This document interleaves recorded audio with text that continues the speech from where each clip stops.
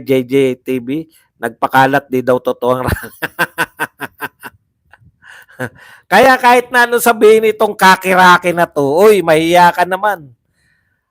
Tricom, nananawagan kami. Bakit hindi nyo tawagan yan? Dun sa Tricom. Hindi pa ba fake news sa inyo yan?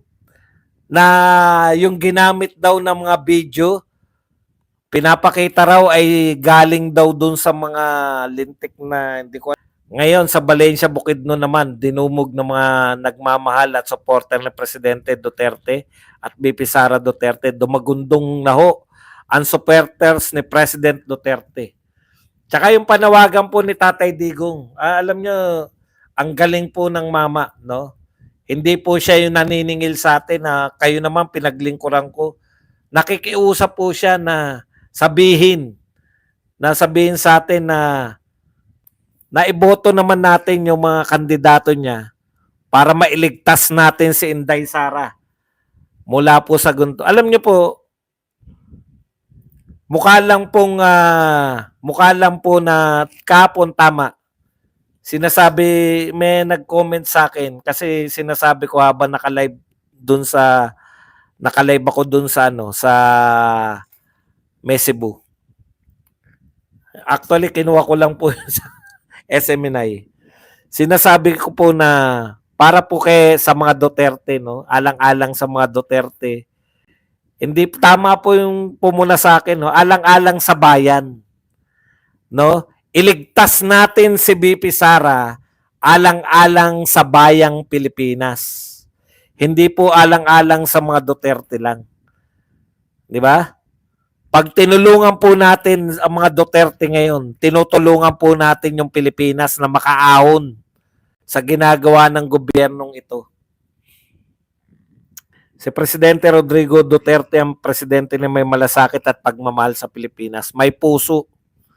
Boss Baz, ang laki ng TV ko, hindi nakinabangan. Nawalan ako ng gana dahil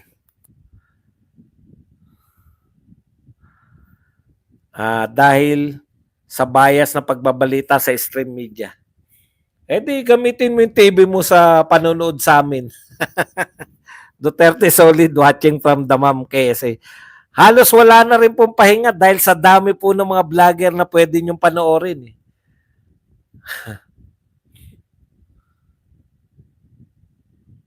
Okay. Boss Buds, naiyak ako sa speech ni Tatay Digong. Iba talaga ang pakiramdam ng ama pag sobrang inaapi ang kanyang anak. Tama po yun. Ako naunawaan ko po yung mga pakiramdam ni Tatay Digong. Pag kayo po, ama kayo o ina, maunawaan nyo po yan. God save the Philippines, protect BP Sara Duterte. Sabi ni PRRD, sip on forever sana all. Sip on forever sana all lagdameo. Huwag kalimutan sa Mayo 12, Willie Revillame, igulong-gulong natin yan ang hindi makapo sa Senado. Grabe po yung Willie Revillame magsalita. Tinatanong po siya, ano pong batas yung pag naisip po namin, maiisip namin, ito batas to ni Willie Revillame. Ang sagot ba naman sa nagtanong, ikaw, ano bang batas ang... Alam mo, Willie Revillame, kung hindi mo alam ang trabaho ng senador, huwag ka nang tumakbo. Ipapaalala ko, lapit mo ulo mo. Willie Revillame, lapit mo lang ulo mo. Papaalala ko lang sa iyo ang trabaho. Ang trabaho ng senador, gumawa ng batas. Tinatanong ka matino pinapahiya mo yung reporter Ang ganda-ganda ng tanong sa'yo. Ano yung pag naisip namin yung batas na yan, sasabihin namin kay Willie Revillame yan. Ang ganda ng tanong Tapos pepilosopuhin mo na sasabihin mo na ikaw, ano ang batas na puta? Sabi nga sa kanya, hindi naman po ako tumatakbo, ikaw ang tumatakbo. May drone kuha sa Cebu, sinabi 40,000 daw pero sinadya pata sa gabi para di halata ng taong bayan. Utot mo, 500 to 700 lang, tae mo. Tanggalin na natin tong fake news na to. Fake news ka. Wala akong ano ngayon, wala akong balak magpag anuhan sa inyo. 500 to 700 lang daw. Utot nyo. Alam nyo, wala kaming pakialam. Malaki rally nyo. Pero pag malaki rally namin, galit kayo. Ganun talaga. Mahal eh. Si Tatay Digong po, mahal ng mga tao. Pupunta sila. Hindi lang po kaya ni Tatay Digong talaga mag-ikot. BP Sara, baka gusto mo naman mag-ikot-ikot din. Para matulungan. Ako, maraming Mang Kanor Lagdameo, sana all alam ng buong Pilipinas na adik at sinisipon pati yan eh. Sinisikma mo, nakatidiri ka at alam din ni Don Solueta yung modus mo. Watching from Dubai, UAE, solid Duterte supporters, Filipino community. Tara, tama, let us save BP Sara to save the Philippines. Grabe ang iyak, sabi ni Tatay Digong, iboto natin ng PDP, gaganti kami Tatay vote straight, PDP team Duterte. Sa mga nag-iisip pa po ng kung ano-ano, na ayaw pa pong straight yung PDP, makinig na po tayo kay Tatay Digong. Minsan na tayong hindi nakinig. Minsan na tayong nag-isip na mas magaling tayo kay Tatay Digong. Ngayon, sising-sisi tayo. Kasi ikaw din may kasalanan, Tatay Digong. Kung sinabi mo lang, eto kandidato ko o eto, si Bongo rin kasi, alam mo, Bongo, kwento nila mo yun. Gosara na kami.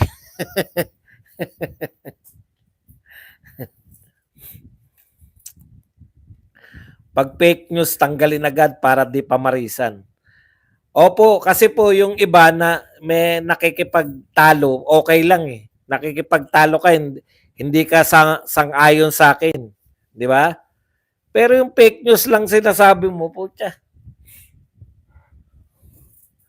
Almost 40,000 po ang dumalo. Ulaga ka ba dyan, Preglo? Straight PDP laban. I love Lucky 9. Dangerous for BP to be always in public for security reason. Pwede rin, di ba?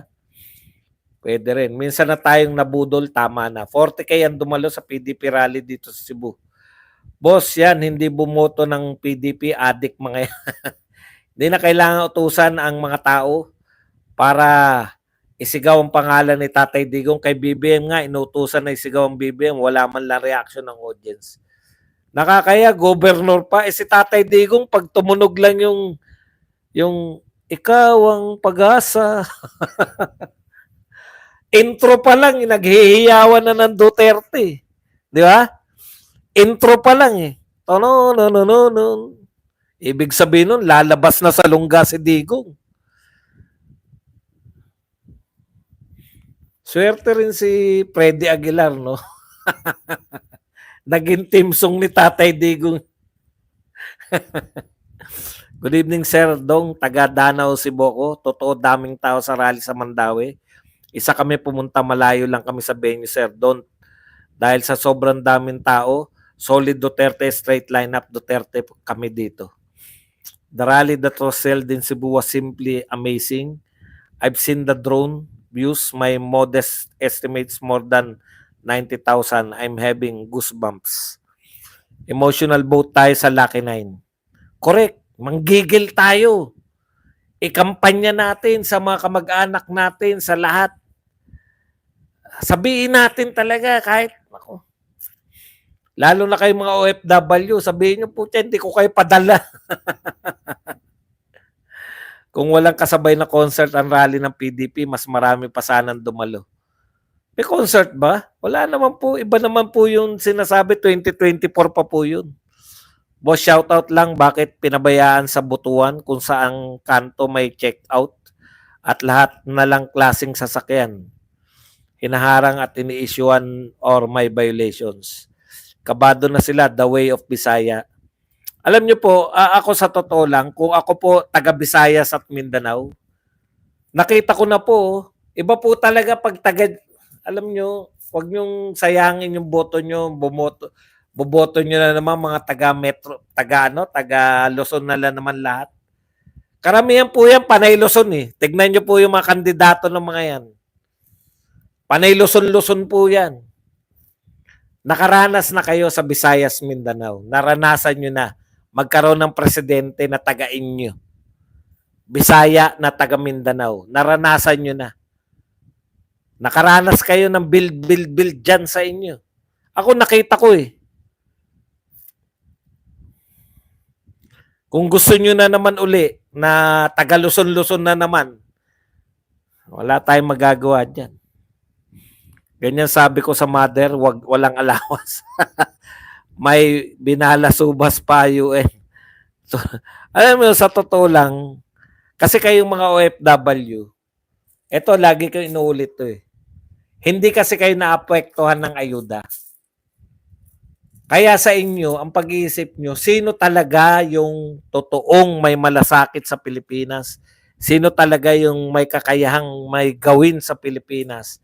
Sino talaga yung may kakayahang paunlarin ng Pilipinas? Yun yung pinipili nyo.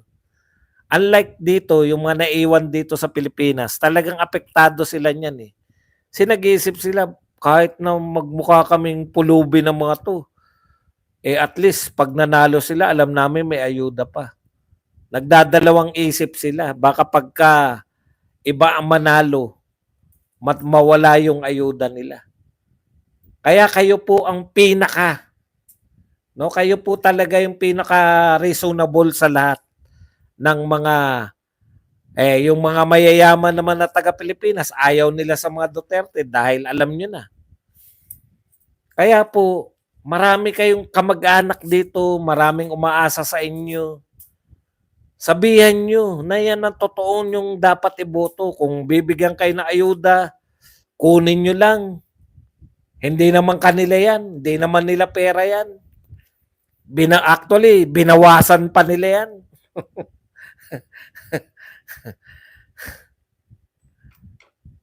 Ramdam na ramdam nila ang lakas ng Duterte candidates. Tapos pagdating sa survey, halos wala. Utot nyo.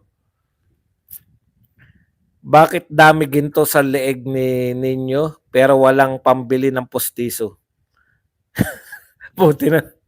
Buti na lang may bago na akong ngipin, kung hindi sapul din. Grabe si E.S. Bersamin, si Tatay Digong pang tinawag na budol, Marcos nga lahat ng sinasabi sa rally nila hindi totoo. May pangako pa ngayon yung mga naapektuhan ng Bulkang Kanlaon. Kanlaon ba yung pumutok? Pagbalik nyo raw sa bahay nyo, lechon na, hindi na dilata. Lechon na raw kakainin nyo. Ayan po yung sinabi ng presidente na nangako rin ng 20 pesos yung bigas. Ito pa isa. Diyan sa mga yung mga no to China candidates. At kay BBM na nagsabi na pro-China. Pinahiwatig na pro-China si Tatay Digong. Alam mo palang pro-China eh.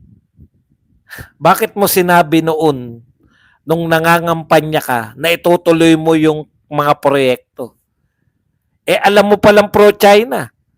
Bakit mo kinuha o niligawan yung anak para maging vice president mo? Dalawa lang yan. Is either niloloko mo yung mga Duterte, niloloko mo yung mga tao, dahil ayaw mo naman pala sa mga Duterte, pero gusto mo lang makuha yung boto nila, or pabago-bago ka talaga ng pag-iisip. Mahirap po sa presidente yung ganun.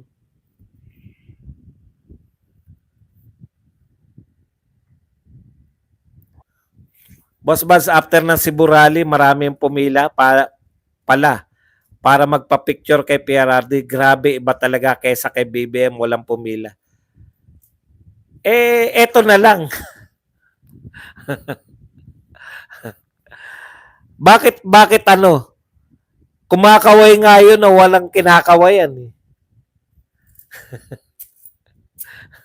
Parang dumaan lang daw sabi sa isang post, parang dumaan lang na rugby boy. Walang pumansin.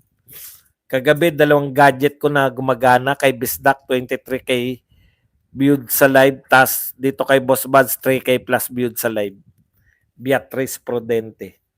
Ito pa isipin nyo, si PRRD kahit kalaban ka nun sa politika, di niya pinahirapan sa lugar mo. Bibigay niya yung tamang serbisyo katulad kay BBM na parang gumagamit sa Bicol. Tinigil yung PNP. Samantalang yung Bicol, di ba si Saldico, taga Bicol, kawawa naman. Wala na yung PNR na yan.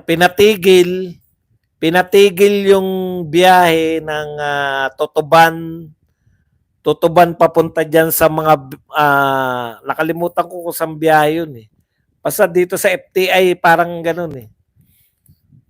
Pinatigil. Tapos, hindi naman pala gagawin. Sayang lang. Tutuban to Kalamba, pinatigil. Tapos yung mga bagon, iniwan sa Tutuban. Kaya walang biyahe papuntang Bicol from Kalamba.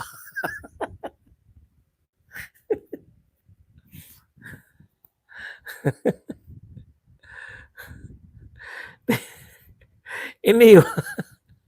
Paano dati? Ibig sabihin, yung mga bagon, wala nang biyahe dahil wala na railes. Tapos yung bagon, dapat gamitin sa iba.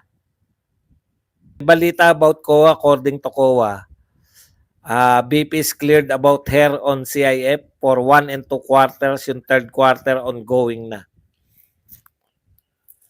Clear naman talaga eh, wala naman po talaga confidential fund na yan. Gawa-gawa nyo lang. Gawa-gawa lang yan ng mga kalaban ni BP Sara. Pero inunahan na kayo ni Tatay Digong. Di ba? Kung sakali, boss. Alam nyo, minsan, dahil tayo'y tao lamang, i-share ko lang. Kasi kanina may nagsabi na ilan si Bisdak? 13,000. Ilan daw si Bisdak nanonood? 13,000 ba? Tapos si Badong 3,000. Minsan, eto madalas nangyari sa atin, no? Dapat masaya ka na kung hindi mo pinakikialaman yung iba. Kasi minsan masaya na, 3,000 ko. Tapos ginagawa ko yan eh. 3,000 nanonood, ilang kaya nanonood sa kanila. Putya, bigla ka malulungkot kasi 13,000 nanonood. Samantalang yung 3,000 na nakukuha nyo, minsan may tendency tayong ganun eh. Tayo minsan yung yung nagpapalungkot sa sarili natin. Kasi pag nakita mo yung 3,000 na nanonood, ang dami nun. Kung ikukumpara mo sa'yo. Kasi usually, ganyan lang eh. 1,700, 2,000 lang. Pero naka 3,000.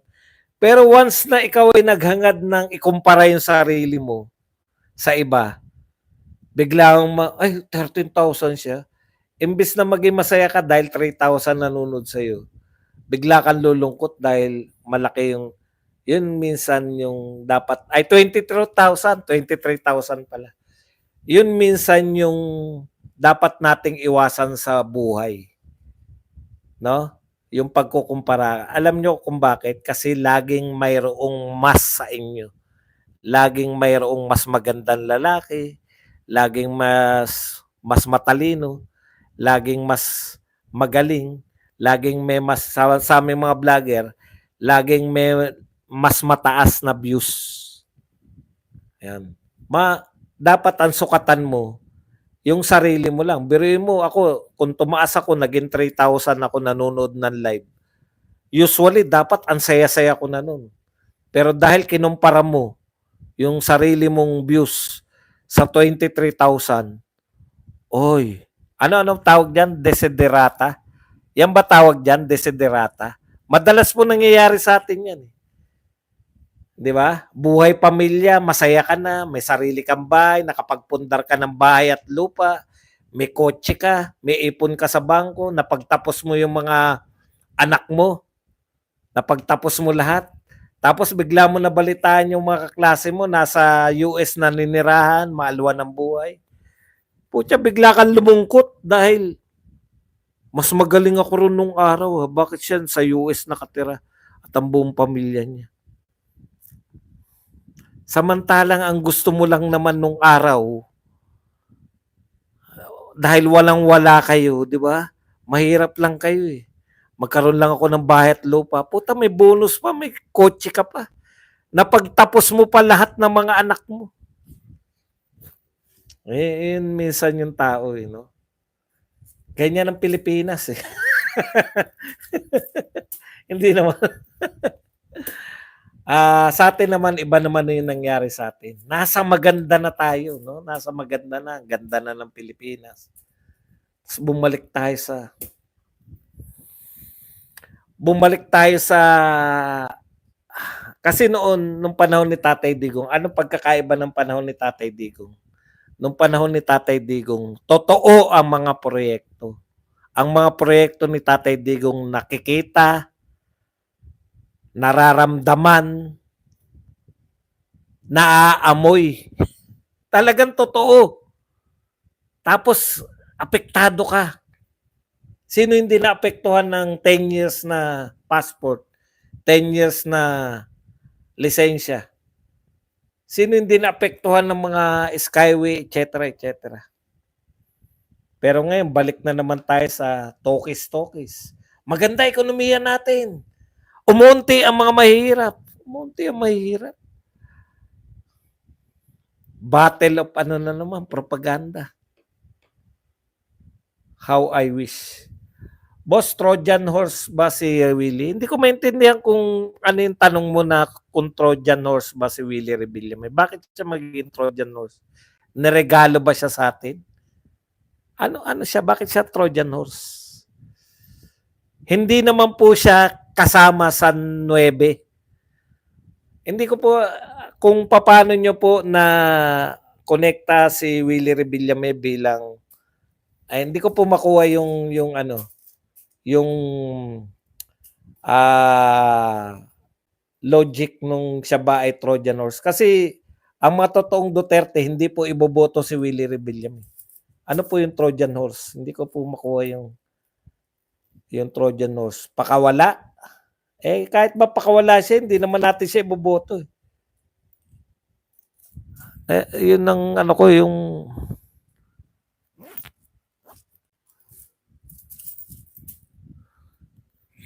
boss, more than 400k people ang dumalo, boss, DDS supporter.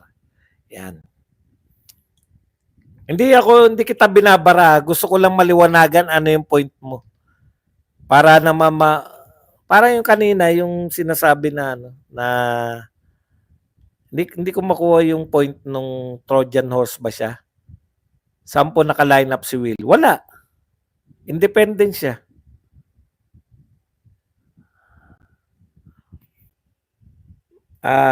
Tama. Never kaya binigyan ng jacket yan. Jerusalem Girl, welcome sa kulto ni Digong. Boss Buds, ano masabi mo sa mga sabi-sabi na baka daw mag-declare ng martial law si BBM? Inunahan na nga ni Duterte, di ba? Ako sa tingin ko, para mawala, inunahan ni Duterte na parang, magdedeklara ka ng martial law eh. Para mawala na yun sa equation. Kasi nakakahiya naman yun, nasabihin, no? O kita mo sumagot si Bersamin, di ba? Nakakahiya naman magdeklara pa kayo ng martial law.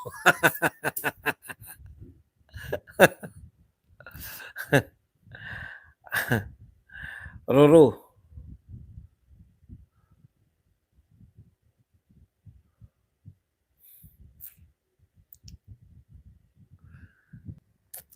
Dapat kay Willie nag-host na lang sa mga kandidato. Lucky 9 lang po tayo, protect VP Sara at all costs. Dahil ang pagpoprotekta kay VP Sara ay pagpoprotekta sa Pilipinas. Yan po yun eh. By saving VP Sara, we are actually saving ourselves.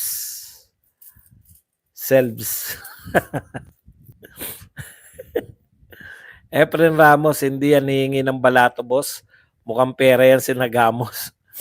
Humirit, boss Badong, extension si Solgen para mag-submit ng JA bill sa SE. Di pa tapos ang pagdodoktor ata. Correct. Kasi kung meron po talaga, 'di ba? Dapat hindi bigyan ng Supreme Court eh. Kasi kung totoo 'yun na may pirma tapos walang blanco, bibigay lang kagad nila. Baka